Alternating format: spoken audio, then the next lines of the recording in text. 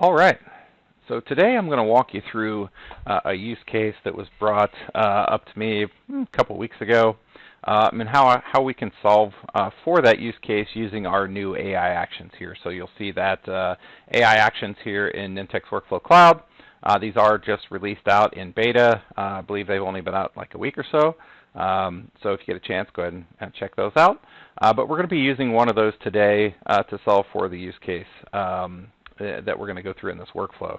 So the use case is, it was a local county government or city government where they would allow people to go to the dump, drop off, large items or, different, maybe large amounts of trash or something like that. But they wanted to be able to scan a driver's license to make sure, because they charged different amounts if you lived within city limits or outside the city limits. So they want to be able to capture that information and figure out how much they should charge that person as they're bringing that information or that trash in and dropping it off. So with our AI actions here, we can actually solve for that. So the way that we've done that, and I'm going to be using a sample driver's license here from the state of Arizona. I live in Arizona, so I just grab this off the internet here, and we're going to be able to pull some information off of this here, so like the driver's license number, the date of birth, information, so city, state, zip. Now you may not need all of that information in this particular use case. Maybe we don't need the the expiration or date of birth. Maybe I just want their name and their address and city, state, but we could limit that if we wanted to. But you'll see how I gather that information off the driver's license here, so let me minimize that. The start event here is a form, so we're just going to open up the form. We're going to take a picture of that driver's license and attach it to the form and just submit the form. So we don't need any other information here on the form.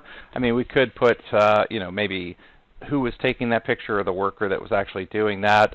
If it's an authenticated form, we could just grab that and pull it in. Something like that. If you're using the mobile device, it would have to be an authenticated form either way. So we could capture that information and put it on here as well, so we know what worker took that photo of the driver's license and save that into the system here.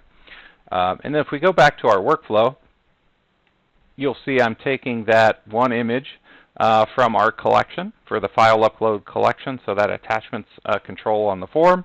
I'm grabbing the very first item out of there. Now there's only going to be one image stored on it, so we're just going to grab that first image, and I'm storing that in a file variable. So we can actually use that.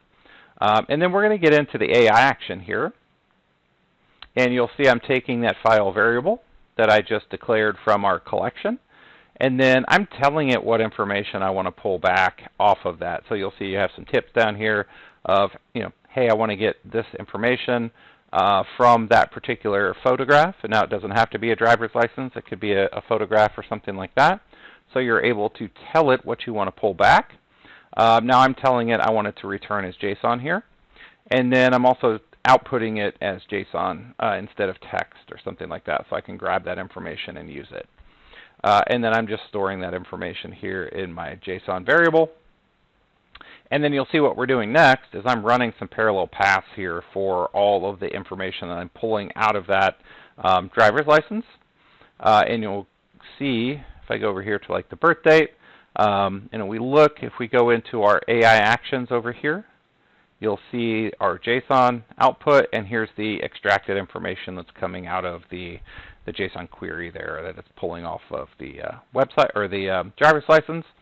And then you'll see I'm just putting in my JSON path expression here to gather the information that I want, and I'm storing that in a variable. So I'm doing the same thing for the state, the expiration date, the zip, the city, the last name, first name, all of those items. And I'm just running those at the same time in a parallel path. And then that way, when we get down here to create the row, I'll have all those variables completed. I could have done that one after another if I wanted to do it that way. But I just like the idea of being able to run those in a parallel path here.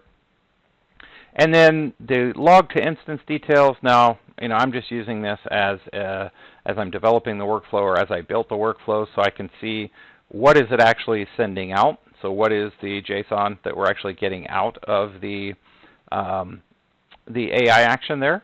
And then I'm just checking to make sure my variables match up with everything that I'm expecting to get back. And we'll see that as we run the workflow here. So let me go ahead and run that. We'll click on our workflow testing, and we'll go ahead and run that. I'm just going to click Start a New Test. And then what we'll do, let me just drag our driver's license in here. You'll see it uploads that image. We'll hit Submit.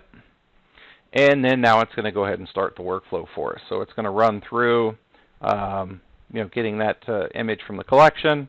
And then now it's running the AI action to pull the information out.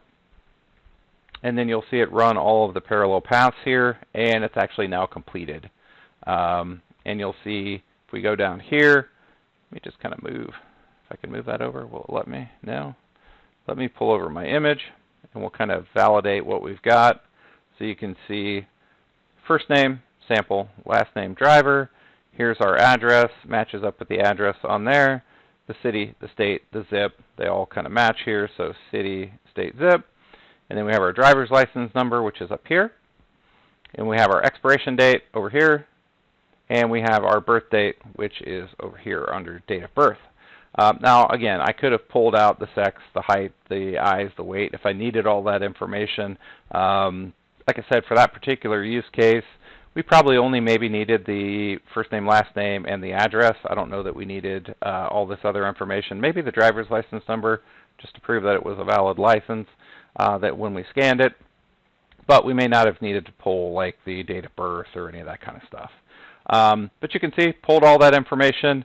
And then we actually saved that. I'm saving that into an Nintex data table. Now you could save this in SharePoint. You could save it in SQL, wherever you might want to keep that data stored. It doesn't have to be Nintex data. I just used that in this particular case. So if we go over to our Nintex data table here, and I refresh this,